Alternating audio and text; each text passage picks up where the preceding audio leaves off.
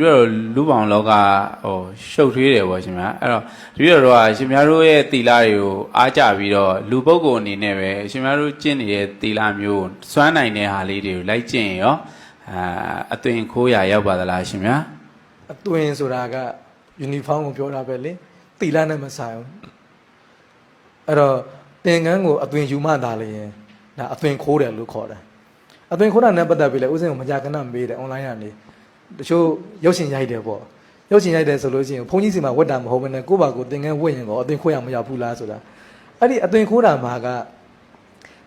သင်္ကန်းကိုဝတ်တိုင်းအသွင်ခိုးတယ်လို့မခေါ်ဘူးသူကယဟန်တော်တွေကိုလိမ်မအသွင်ခိုးတယ်ခေါ်တာသင်္ကန်းဝတ်ပြီးတော့ငါဘုန်းကြီးပါဆိုပြီးတော့ဘုန်းကြီးเจ้าမှာတန်ဃာတွေကိုသွားလိမ်တာအဲ့ဒါကိုမှအသွင်ခိုးတယ်ခေါ်တာဟိုမှာတိုင်းပြည်အချိန်တွေမကောင်းလို့သင်္ကန်းခိုးဝတ်လိုက်တယ်ကိုယ့်ဘာကိုဥပမာရာဇဝတ်မှုရှိလို့ပေါ့နော်ရာဇဝတ်မှုရှိလို့တိန့်ချောင်တဲ့နေနဲ့ကိုယ့်ဘာကိုသင်္ကန်းကောက်ဝတ်လိုက်တယ်ဘုန်းကြီးတွေကိုဘယ်သူမှမလိမ်ဘူးသူ့ဟာသူနေတယ်အိမ်မှာပြပြနေလိုက်တယ်နော်အဲ့ဆိုရင်တော့သင်္ကန်းတော့သူခိုးဝတ်လိုက်တာပဲအသွင်ခိုးတယ်မခေါ်သေးဘူးနော်မခေါ်သေးဘူးဆိုတော့အဲ့သင်္ကန်းဝတ်ချင်တဲ့သူเจ้าကိုရောက်သွားတယ်အဲ့ဒါအမှန်တိုင်းပြောတယ်ရှင်မြတ်တပည့်တော်ကဘုန်းကြီးမဟုတ်ပါဘူး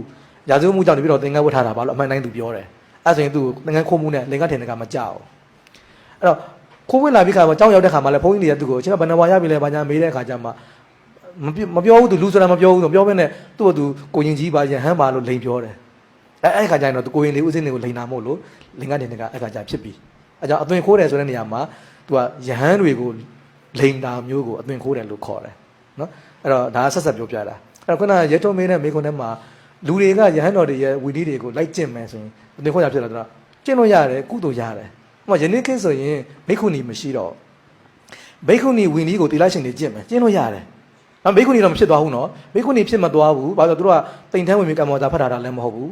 ဖတ်လို့လည်းဥချိန်မှာမရဘူးပေါ့နော်အဲ့တော့သူတို့ကတိလိုက်ရှင်ကတိလိုက်ရှင်ပဲဒါပေမဲ့မိခွန်းနီဝီနီကိုသူတို့ကျင့်လို့ရတယ်အခုလက်ရှိလည်းသူတို့သိခိရတွေပါတယ်ကျင့်နေကြတာပဲလေတိလိုက်ရှင်တွေလေအဲကြောင့်သူတို့ဒါကိုအသွင်ခိုးတယ်လို့ပြောလို့မရအောင်နော်ကျင့်လို့ရပါတယ်ဟုတ်